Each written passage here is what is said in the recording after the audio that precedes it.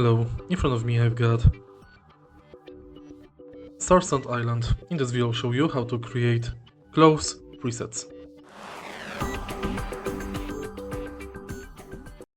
In the beginning, let's go to wardrobe. Wardrobe can be bought, for example, at Lex Woodworks. Open the wardrobe and now select clothes.